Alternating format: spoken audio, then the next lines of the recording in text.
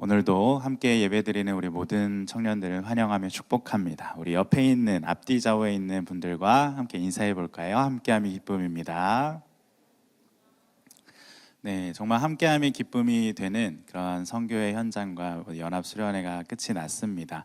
네, 그 각각의 자리에서 주님이 주시는 놀라운 은혜들을 마음껏 경험한 줄 믿습니다. 그 은혜를 가지고 주님이 우리에게 한량없이 부어주시는 그 은혜를 가지고 또한 주님의 복된 자녀로 살아갈 수 있는 우리 모두가 될 수 있길 주님의 이름으로 축복을 드립니다. 드디어 에베소서의 마지막 설교를 여러분과 나누게 되었습니다.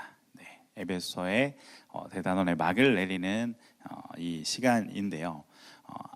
한 학기 동안 이렇게 에베소서를 막 다루면서 달려왔는데 뭔가 거창한 게 딱 마무리될 것 같았지만 편지의 형태를 가진 이 목회 서신들이 그러하듯 마지막은 안부와 끝인사로 마감하게 됩니다. 신학적인 가르침이 특별히 나타난다거나 아니면 극적인 사건이 등장하는 것도 아니고 그저 바울이 자기의 근황을 전하고 심부름꾼을 보내고 인사말로 편지를 마치는 이 마지막 5절, 어찌 보면 별것 없어 보이는 이 5절이지만 이곳에는 바울이 무엇을 남기고 있는지가 가장 명확하게 드러납니다. 우리가 잘 아는 것처럼 바울은 지금 감옥에 갇혀 있었기 때문에 이 편지를 쓴 이후 에베소 교회를 다시 그가 갈 수 있을지 없을지 알지 못하는 상황이었습니다. 그렇기에 자신이 편지를 쓴 이후 이곳에 가지 못하더라도 무엇이 남을 것인지에 대해 그는 여기에서 보여주고 있다고 보는데요. 에베소서의 마지막에 바울이 무엇으로 남았는지를 살펴보면서 우리는 그리스도인으로서 무엇을 남기고 있는지, 무엇을 남기려 살아가고 있는지를 한번 점검해 보고자 합니다. 나는 지금 무엇을 남기고 있습니까? 라는 이 질문 앞에 오늘 말씀을 통해 그리고 여러분의 삶을 통해 대답해야 할 것입니다. 나는 지금 무엇을 남기고 있습니까? 첫 번째로 매였어도 사명자로 남는다는 것, 우리가 이것을 오늘 이 시간 보기를 원합니다. 편지를 마치면서 바울은 자기의 모습을 그들에게 보여주고 있습니다. 자신의 모습을 말함과 동시에 어찌 보면 자신의 진짜 정체성에 대해서 온전히 드러내고 있음을 우리는 보게 됩니다. 20절의 말씀 우리 다시 한번 읽어볼까요? 20절입니다. 시작. 이 일을 위하여 내가 쇠사슬에 매인 사신이 된 것은 나로 이 일에 당연히 할 말을 담대히 하게 하려 하심이라. 아멘. 바울이 복음을 위해 그리스도를 위해 자신이 스스로 지금 무엇이 되었다라고 이야기하고 있습니까? 쇠사슬에 매인 사신. 네, 여기에서 이 사신이라는 것은 여러분이 일반적으로 그 애니메이션을 통해 익숙한 그 사신은 아니겠죠. 네, 그 사신이 아니라 하나님의 그 대사, 대사라고도 번역되는데요. 책도 있죠. 하나님의 대사로 쓰이는 그 대사가 바로 이 사신과 동일한 말입니다. 네, 프레스뷰라고 하는 그 헬라어가 쓰여 있는데 우리가 보통 그 사극을 보면 막 사신이 당도했습니다 막 이러잖아요. 그 사신, 거기에서 말하는 그 사신입니다.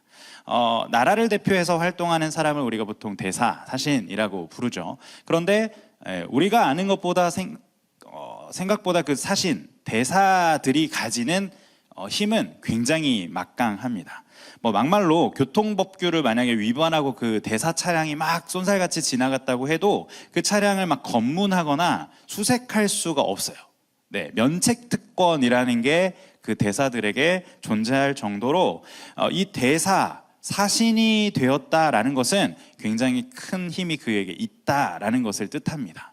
그런데 여러분, 이러한 자유도가 있고 힘이 있는 대사라는 이 단어 앞에 무엇인가 이것과 맞지 않아 보이는 단어가 지금 붙어 있죠. 뭐였죠? 쇠사슬의 매인이라는 게 붙어 있어요. 자, 대사는 제가 말했잖아요. 면책특권도 있고 어찌 보면 그 다른 나라에서도 굉장히 자유롭게 활동할 수 있는 그러한 권한이 있는 사람이라 그랬잖아요.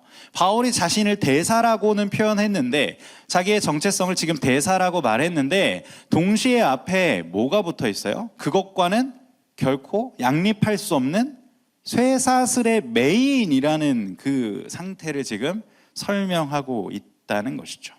사슬에 매인 것은 자유가 있어요, 없어요? 없는 상황이잖아요. 그런데 대사, 자유롭고 힘이 있는 것과 지금 이것이 같이 가고 있다는 것이 참 신기하죠. 그런데 바울의 상황 자체가 그렇잖아요. 지금 그는 실제로 무엇에 매여 있죠? 쇠사슬에 매여 있습니다. 감옥에 갇혀 있는 상황이었어요. 자유가 없는 상황이죠. 로마의 감옥에 수감되어 있어서 자유롭지 못한 자신의 상황을 그가 이 쇠사슬의 매인이라고 표현하고 있는 거죠. 그런데 그 상황을 이야기함과 동시에 그는 자신의 신분에 대해서, 자신의 정체성에 대해서도 분명히 이야기했다는 것이죠. 나는 대사, 사신이다. 하나님의 대사, 복음의 사신으로서 주님의 복음을 마음껏 전하는 자로서 자신의 신분을 지금 모두에게 드러내고 있는 것입니다. 보통 여기에서 우리는 일반적으로 상황이, 우리에게 있는 상황이 우리의 신분을 결정한다라고 생각하죠.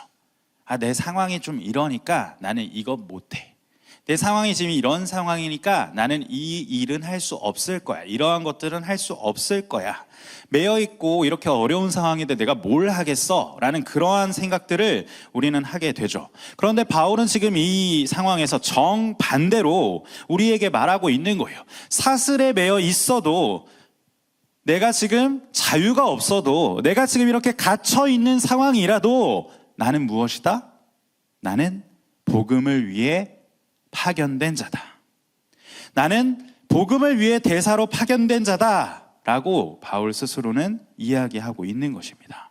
그래서 그는 20절 하반절에 자신의 이 정체성을 밝히 드러내는 문장을 다시 한번 이야기하는 거죠. 우리 이 부분 다시 한번 읽어볼까요? 시작. 나로 이 일에 당연히 할 말을 담대히 하게 하려 하심이라. 아멘. 자, 대사, 그 나라의 주권을 확실히 전달해야죠. 용기 있게 말해야 하잖아요. 마찬가지라는 거죠. 바울이 지금 자기는 매여 있지만, 감옥에 있지만 자신의 정체성, 하나님이 자신에게 맡겨준 이 복음의 사신으로서 자신이 전해야 될 것, 용기 있게 전해야 될 것, 복음을 결코 전하지 못하는 상황이 없게 하여 달라고, 담대히 그것을 전할 수 있게 해달라고 지금 이야기하고 있는 것이죠. 우리 지난번에 19절에서 바울이 자신을 위해서 기도해 달라고 했던 그것이 무엇이었어요? 자신을 위해 기도해 달라고 요청했던 게 뭐였죠? 하나님이 자신에게 맡기신 그 사신, 복음의 사신으로서 자신이 할 말을 담대히 할 수 있게 해달라는, 그는 그 기도를 했었고 자기 자신의 정체성으로도 나는 이것을 전해야 하는 사람이다 라고 지금 말하고 있다는 사실을 우리는 목격하고 있는 것이죠. 여러분의 삶은 어떻습니까? 지금 내가 처한 상황과 환경, 참 답답하고 제한적인 상황에 지금 분명 살아가는 청년들이 있을 거예요. 내가 원하는 만큼 자유롭지도 못하고 벗어나고 싶어도 벗어날 수 없는 여러 가지 환경과 자리로 인해서 내가 신앙생활조차도 제대로 할 수 없는 것 같고, 때로는 그 신앙생활에 열심을 내지 못하는 것처럼 보여지는 그러한 상황에 놓여져 있는 우리 청년들이 분명 있을 수 있습니다. 그런 상황에 여러분이 처해 있을 수 있어요. 그러나 지금 바울이 보여주는 것처럼 그 자리가, 그러한 상황이 여러분의 정체성을 드러내지는 않는다는 것을 꼭 기억하시기 바랍니다. 그 상황이 여러분의 정체성을 결정하지는 않는다는 것을 꼭 여러분이 기억했으면 좋겠어요.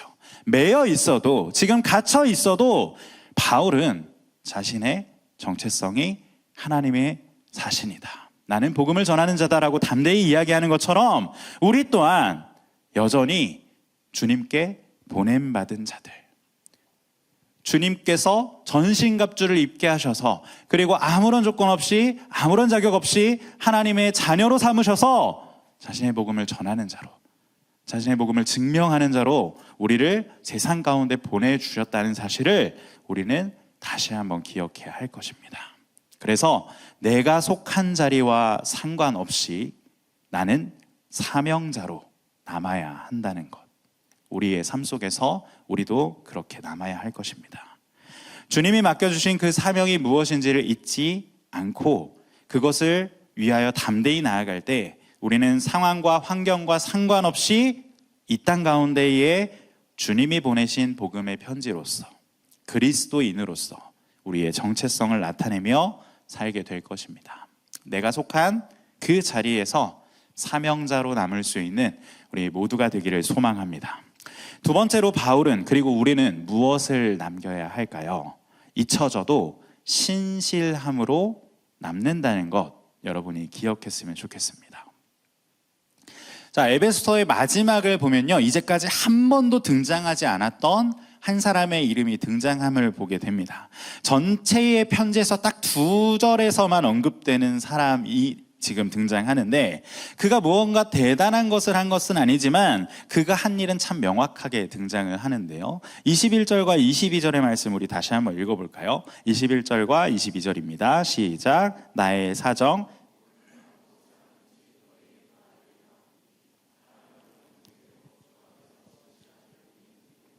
모든 일을 너희에게 알리리라. 우리 사정을 알리고 또 너희 마음을 위로하기 위하여 내가 특별히 그를 너희에게 보내었노라. 아멘. 자, 어떤 사람이 등장하죠? 두기고라고 하는 한 인물의 이름이 지금 등장해요. 그가 했던 것이 무엇입니까? 네, 이 소식, 이 에베소서를 들고 이것을 전하는 게 바로 그의 일입니다. 이 편지를 전한 게 지금 두기고죠. 그런데 바울이 이 일을 한 두기고에 대해서 붙여준 수식어를 보면 뭐라고 이야기하죠? 그 두기고를 부를 때 그 앞에 뭐라고 불렀어요? 사랑받는 형제요, 주 안에서 어떠한 자? 진실한 일꾼이라고 그를 이야기하고 있습니다. 자, 이 전의 이야기들을 우리가 다 봤잖아요. 이 에베소서의 이 앞절의 이야기를 우리가 다 봤잖아요. 그러면 이 지금 바울이 붙여준 이 수식어가 얼마나 큰 칭찬인지 우리는 알 수 있어요. 그렇죠? 사랑받는 자, 그리고 주 안에서 진실한 일꾼, 주 안에서 얼마나 큰 칭찬이에요. 그런데 그가 한 일 자체는 사실 어찌 보면 그렇게 큰 일이라고는 할 수 없어요. 그리고 일꾼이라고 그를 지금 불렀었잖아요. 여기에는 이제 디아코노스, 보통 집사라고도 번역되는 이 단어가 쓰였는데, 그냥 이 단어의 그 원뜻을 좀 보면 식탁에서 그 시중 두는 사람, 네, 잔심부름하는 사람을 일컬을 때 보통 이 단어를 쓰거든요. 바울이 이 단어를 붙인 것은 분명 의도가 있는 거죠. 그가 한 일은 그렇게 크지 않지만, 그가 하고 있는 일들이 무엇인가 대단한 것들을 하고 있진 않지만, 그에 대한 수식어가 뭐예요? 하나님 앞에서 형제들에게 사랑받고 주 안에서 진실된 일꾼이다 라는 것을 이야기해 주죠. 그가 한 일 자체가 중요한 게 아니라 그가 지금 어떠한 모습으로 남았느냐를 바울은 중요하게 보았다는 것입니다. 두기고는요, 여기에서만 등장하지는 않아요. 네, 사도행전 20장 4절, 그리고 골로새서 4장 7절, 그리고 디모데후서 4장 12절, 그리고 디도서 3장 12절에서도 그의 이름은 계속해서 등장합니다. 네, 그가 무언가 큰 역사를 일으키거나 막 복음 전파의 원대한 사역을 감당했던 것은 아니지만, 그가 지금 이렇게 다양한 말씀 속에 등장했다는 건 무엇을 의미할까요? 에베소서를 전달한 것처럼 그가 또 다른 교회에도, 다른 지역에도 동일하게 이 바울의 편지를 들고 달려갔다는 것을 이야기해요. 어찌 보면 여러분, 이 편지를 전해어 준다는 것 얼마나 정말 중요한 일입니까? 바울이 자기의 마음을 꾹꾹 눌러 담아 그 교회의 문제와 상황에 대해서 해결법을 제시하고, 또 어떻게 해야 할지, 무엇이 하나님의 뜻으로 살아가는 것인지, 무엇이 예수 믿는 자들이 해야 하는 일인지를 다 그렇게 알려주는 그 서신을 맡겨서 보내는 일이 어떻게 보면 너무 중요한 일이죠. 그렇기 때문에 진실된 일꾼, 성실한, 신실한 사람이었던 이 두기고에게 그 일들을 계속해서 맡기는 거죠. 여러분도 그렇잖아요. 네, 우리도 마찬가지죠. 뭔가 굉장히 중요한 걸 누군가에게 보내야 돼. 아무에게나 맡겨요? 그렇지 않잖아요.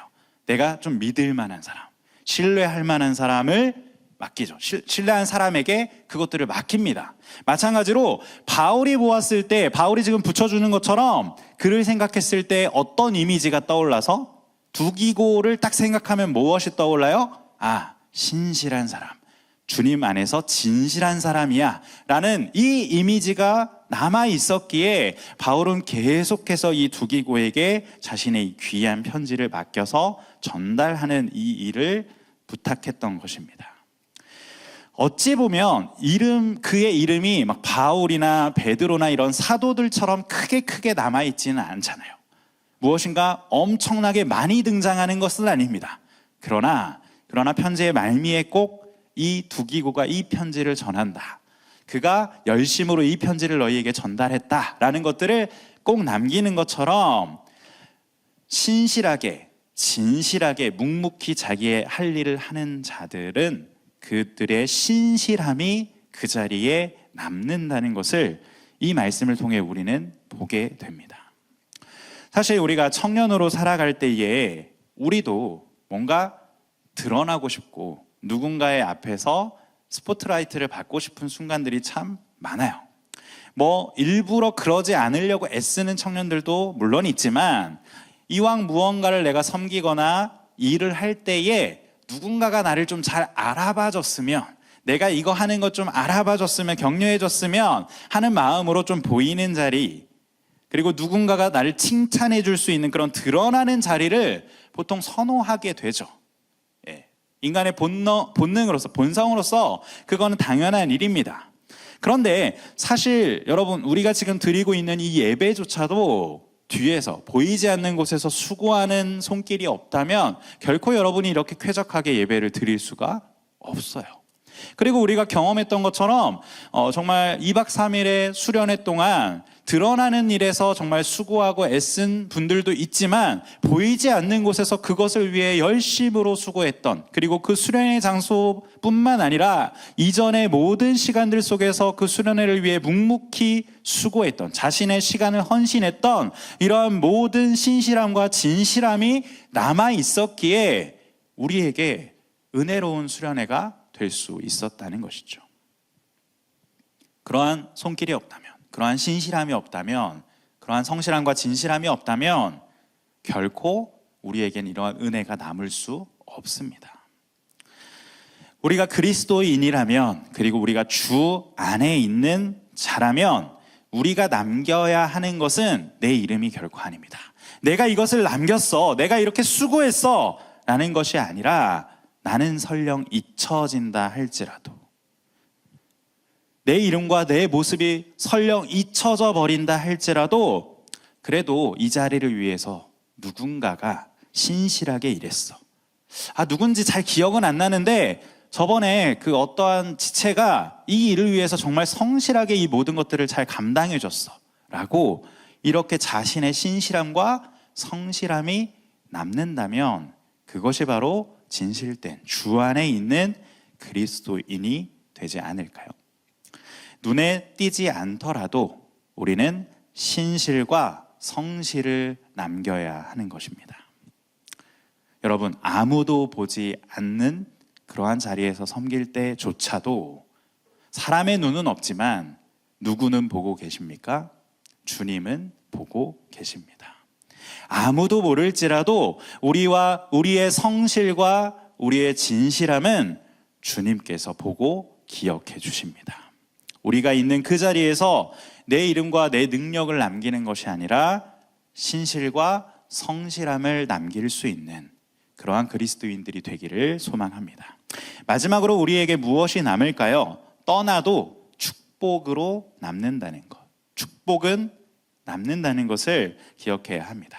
이제 정말 편지를 마무리하면서 바울은 2절에 걸쳐서 이 에베소를 위한 축복의 이야기를 남깁니다. 23절과 24절의 말씀 함께 읽어볼게요. 시작.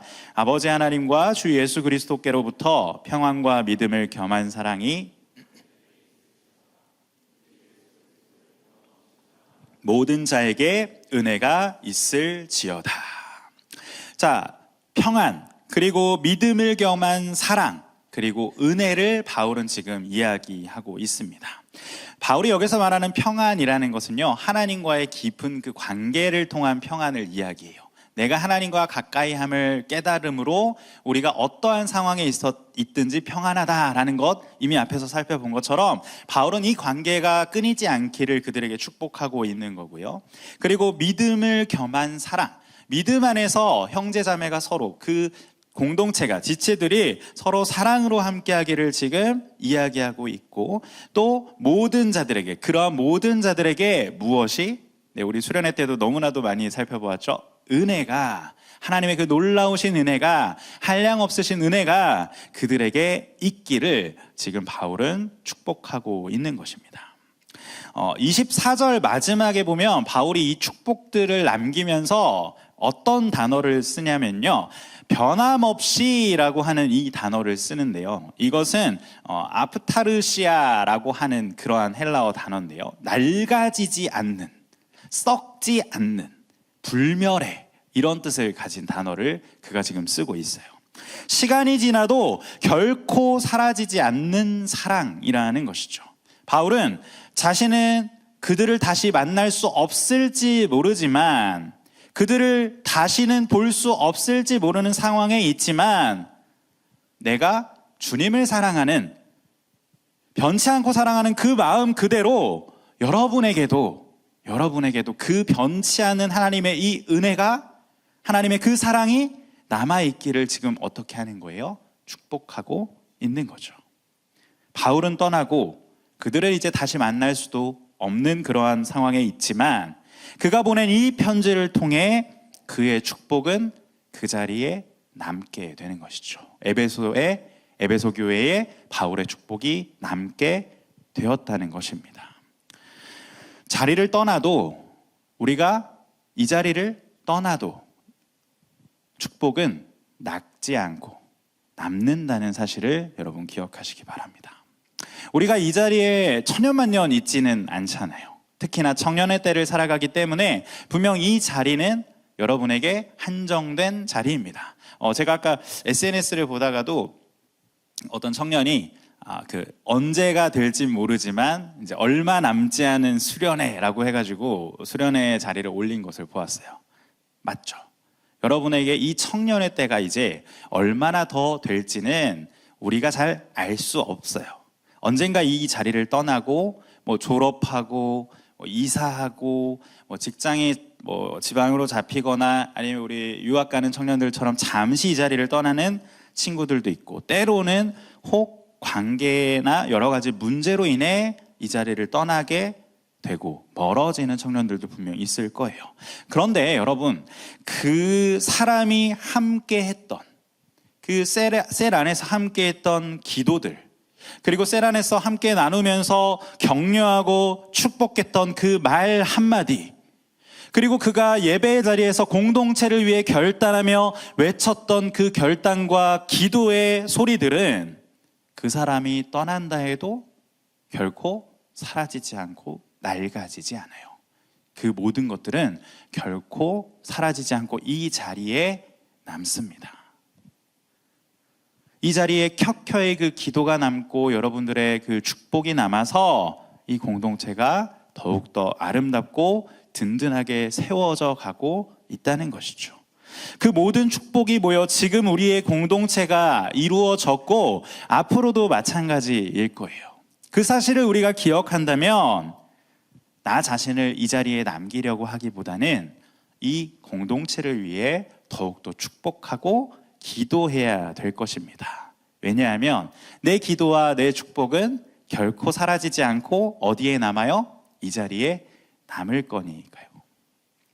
그 사실을 기억하면서 더욱더 기도와 또 축복으로 서로서로를 격려하며 정말 썩어지지 않는, 낡지 않는 그 축복을 이곳에 남겨둘 수 있는 우리 귀한 청년들이 되기를 바랍니다.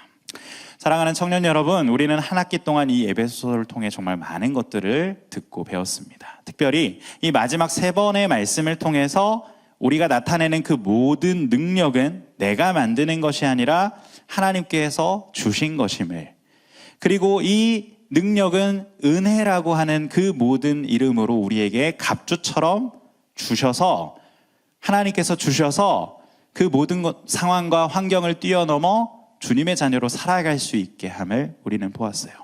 그리고 마지막으로 오늘 그 은혜를 받은 사람은 상황이 어떻든 무언가를 남기게 될 것이라는 것도 마지막으로 살펴보았습니다. 오늘 이 말씀들을 우리가 기억하면서 바울과 같이 나 또한 그리스도인으로서 이런 남기는 삶을 결단하는 우리 귀한 청년들이 될 수 있기를 바랍니다. 상황이 어떠하든지 간에 사명을 위해 애쓰고 내 이름이 드러나지 않더라도 신실함으로 살아가서 내가 이 자리를 떠나도 내가 한 기도가, 내가 한 축복이 이 공동체 속에 남기를 소망하는 그러한 청년들이 될 수 있기를 바랍니다. 이것을 결단하며 무언가를 남길 수 있는, 그리고 내가 남긴다면 그리스도인으로서 바울이 우리에게 축복하고 있는 이 귀한 열매들을 남길 수 있는 저와 여러분이 될 수 있기를 주님의 이름으로 축복을 드립니다.